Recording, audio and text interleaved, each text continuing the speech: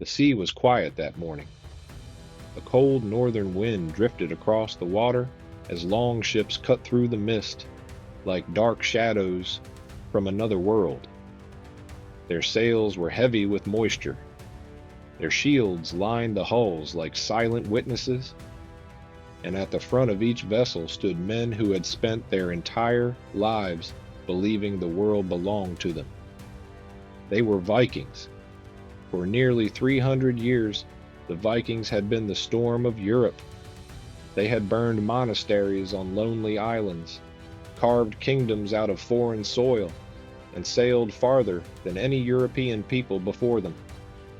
From the frozen fjords of Norway to the warm rivers of Russia, their long ships carried warriors, traders, explorers, and kings. To many in Europe, they seemed unstoppable. But on that quiet morning in the year 1066, something had already changed. The Vikings did not know it yet, but they were sailing toward the end of their world. History often remembers great empires collapsing under the weight of centuries. Rome took generations to fall. Dynasties rise and fade slowly, like tides shifting across the shoreline. But sometimes an era ends in a single moment. One decision, one miscalculation, one mistake. And for the Vikings, that moment would come on an English field called Stamford Bridge. To understand how it happened, we must first return to the beginning of the Viking world, because the Vikings were not born as conquerors. They were born from scarcity. The lands of Scandinavia were harsh and unforgiving. Mountains cut the land into narrow valleys. Winters were long, dark, and brutal. Farming was difficult, and resources were limited. In such an environment, survival demanded toughness. Communities were small and fiercely independent. Power belonged to chieftains who could protect their people and provide opportunities for wealth. Honor was everything. Reputation could mean the difference between leadership and exile. And so young men looked outward, across the sea. The sea became their highway. Their shipbuilders crafted vessels unlike anything Europe had seen before. Viking longships were fast, flexible, and incredibly durable. They could cross open oceans, but also navigate shallow rivers where larger ships could not go. This gave the Vikings something no other power possessed: mobility. They could appear suddenly on distant shores, strike quickly, and vanish before armies could respond. The first recorded Viking raid came in the year 793, when Norse warriors attacked the monastery of Lindisfarne off the coast of England. The monks had no defenses, no armies, no warning. The Vikings came like ghosts from the sea. They slaughtered the monks, looted the treasures of the monastery, and disappeared back into the horizon. To Christian Europe, it felt like the end of the world. Chroniclers wrote of demons rising from the ocean. Churches prayed for deliverance from the fury of the Northmen. But to the Vikings, it was opportunity. Over the next 2 centuries, Viking longships appeared across the map of Europe. They raided the coasts of England and Ireland. They sailed up the rivers of France and besieged Paris. They established trade routes across Eastern Europe and founded settlements that would eventually become cities like Kiev. Some Vikings traveled even farther. Norse explorers crossed the North Atlantic and reached Iceland, then Greenland, and eventually, nearly 500 years before Columbus, they landed in North America. It was an age of expansion, an age of fearless exploration, an age when Viking warriors believed that the gods themselves favored their journey. But empires built on momentum often carry within them the seeds of their own downfall. The Viking world was changing, and the changes were subtle at first. Over time, Many Viking raiders began to settle in the lands they once attacked. Instead of returning home with loot, they stayed. They farmed. They built towns. They married into local populations. In France, Viking settlers created the powerful Duchy of Normandy. In England, they controlled large territories known as the Danelaw. The raiders were slowly becoming rulers, and rulers face a different reality than raiders. They must maintain order. They must defend borders. They must think not just of the next raid, but of the next generation. At the same time, Europe was changing too. Kings and kingdoms were becoming stronger. Armies were becoming more organized. Fortifications improved. And Christian missionaries began spreading new beliefs across Scandinavia. Gradually, the Viking world began to absorb the culture of the lands it once terrorized. Many Viking leaders converted to Christianity. Trade replaced raiding, and the old traditions of the Viking warrior culture began to fade. But not everyone accepted the change. Some still believed the Viking Age was far from over. One of them was a Norwegian king named Harald Hardrada.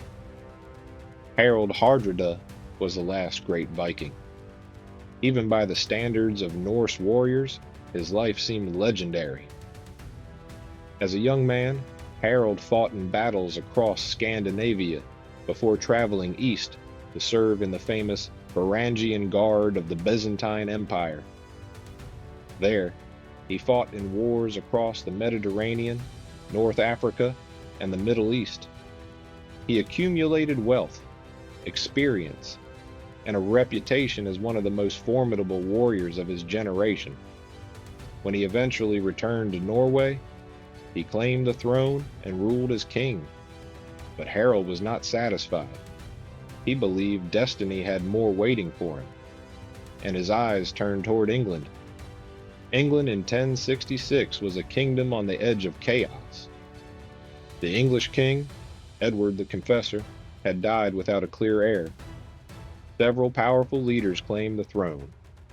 Among them was Harold Godwinson, an English noble who was quickly crowned king, but Harold's claim was contested. Across the North Sea, Harald Hardrada believed he had a rightful claim to the English throne, and so he prepared for war. Hundreds of Viking ships gathered along the Norwegian coast. Thousands of warriors joined the expedition. It was one of the largest Viking invasions in generations. To many of the men sailing with Harald, it felt like a return to the old days. One final great raid, one last chance for glory. The invasion began well. Harold's forces landed in northern England and quickly defeated a local English army at the Battle of Fulford. The road to York lay open. Victory seemed within reach. But then something happened that would change everything. Harald Hardrada made a decision that would become one of the most famous mistakes in military history. Confident in his success, Harald left many of his warriors' heavy armor behind. The weather was warm, the enemy seemed distant, and the Vikings believed the English army was far away in the south. They relaxed. They prepared to receive hostages from local leaders who were surrendering their towns. Many Viking warriors gathered at Stamford Bridge without their full equipment. They expected negotiation, not battle. But King Harold Godwinson had done something remarkable. He had marched his army nearly 200 miles in just 4 days. It was a brutal, forced march across England. And when the Vikings finally realized what was happening, it was already too late. The English army appeared suddenly on the horizon. Thousands of soldiers advancing under banners that snapped in the wind. The Vikings were stunned. This was not supposed to happen. What followed was one of the fiercest battles of the Viking Age. The Vikings fought desperately, to form defensive lines while waiting for reinforcements and armor. Legend tells of a single Viking warrior who held the narrow bridge alone, cutting down dozens of English soldiers before finally being killed by a spear thrust from beneath the bridge. But courage could not overcome surprise. The English army pressed forward relentlessly, and in the chaos of battle, King Harold Hardrada himself was struck by an arrow that pierced his throat. The last great Viking king collapsed on the battlefield. With their leader dead and their forces disorganized, the Viking army began to collapse. Reinforcements arrived but were quickly overwhelmed. The slaughter was devastating. Of the hundreds of ships that had carried the Viking invasion to England, only a few dozen were needed to carry the survivors home. The rest of the army lay dead on the field. The Viking Age did not end instantly that day, but something profound had changed. Stamford Bridge marked the last major Viking invasion of England. The era of Norse raiders dominating Europe had finally come to an end. And the irony of history was almost cruel, because just 3 weeks after defeating the Vikings, King Harold Godwinson would face another invasion, this one from the south. Led by William, Duke of Normandy, and unlike Harold Hardrada, William would win. The Battle of Hastings would reshape England forever. But Stamford Bridge had already closed the chapter of the Viking world. The warriors who once terrified Europe had reached the limits of their era. Not because they had grown weaker, but because the world had changed. Kingdoms had grown stronger, armies had grown larger, and the age of small raiding fleets could no longer compete with organized states. Yet the legacy of the Vikings never truly disappeared. Their descendants ruled kingdoms, their languages shaped cultures, their exploration changed maps. The cities they founded still stand, and their stories still echo across centuries. But the Viking Age itself, an era of fearless seafarers and wandering warriors, ended with a moment of miscalculation on a quiet English field. One king who believed the enemy was far away, one army that left its armor behind, one arrow in the throat of the last great Viking. History rarely ends with a single event, but sometimes an entire age can vanish in the space between one decision and the next. And on that cold morning in 1066, as the mist lifted over Stamford Bridge, the Vikings sailed unknowingly toward the final chapter of their legend. The storm that had once shaken Europe was fading, not with a roar, but with silence. And the sea that had carried them to glory, carried them home for the last time,